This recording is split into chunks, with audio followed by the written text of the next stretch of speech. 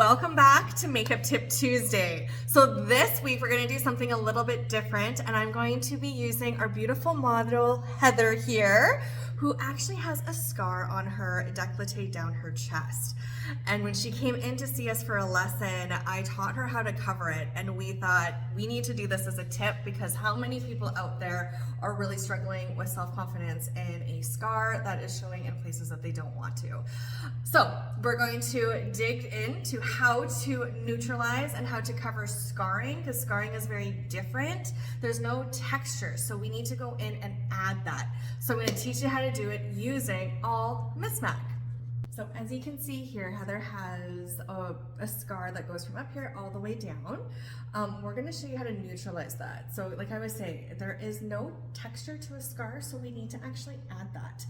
And the beautiful thing is that we can use MisMacK. So how to create it first is step one is we're going to take our blur setting powder and we're going to dampen our large crease brush to get it wet. Okay, so I have dampened the large crease brush and pushed it into the blur. A little bit more there. So working on the back of the lid, we're going to go in and neutralize or add that grippiness with the blur. So because it's a keloid scar, we need it to be grippy. So when you actually use this wet, you can also use this as a primer actually on your skin wet first. And it'll make your coverage go on fuller.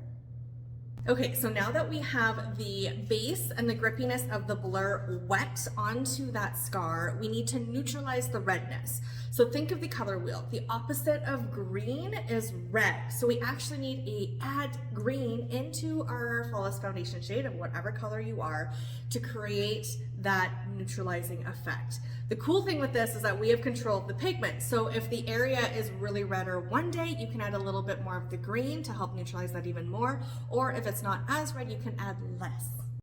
So you're gonna take the foundation, we're gonna put it onto the back of your hand. We're going to take a concealer brush and we're gonna dip just the tip into Regal. And we're going to mix it into the back of your hand until we get the desired green that we need. So because on Heather there's a little bit more redness today, I'm going to add a little bit more green, like so. All right, so you can see how the blur has dried white. That's totally fine. We're going to go in with our neutralizer, and I've added a little bit more green just because that looks a little bit more red. And we're going to tap it onto the outside edges, onto the center, and down. Making sure that we don't go past the green, or sorry, past the red with the green. We want to make sure we stick it right into that, just that area of discoloration to neutralize. So next step, now that that's on, we're going to take the foundation brush and the true color of your foundation, and we're going to pat, pat, pat that over top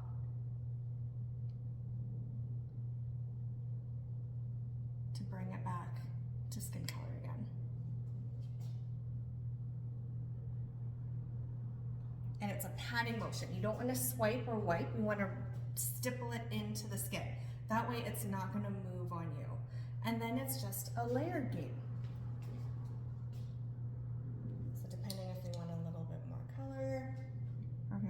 Redness coming through, you can go in and play.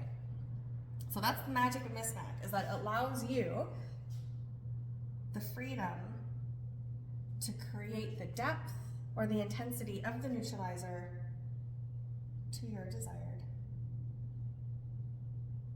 So the next step is we're going to set that powder, or sorry, set that area with the blur setting powder.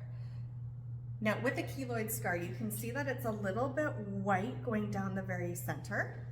We're going to push that back using a little bit of shade contour just in that very center.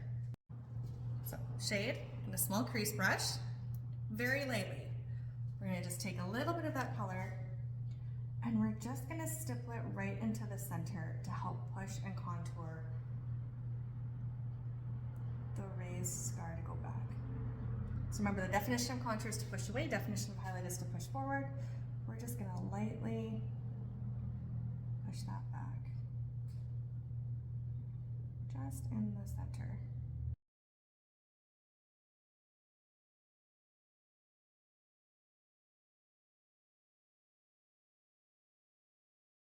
And there we have it. That's this week's Makeup Tip Tuesday on how to cover a keloid scar using your MisMacK that you already have. So using the Regal and our shade, whatever foundation shade you are, our blur, and your brushes that are already in your makeup kit. So if you have any questions, feel free to reach out, pop into one of our stores, and we can more than happily help you learn how to color correct any keloid scar. Thanks for watching, and we'll see you again next week.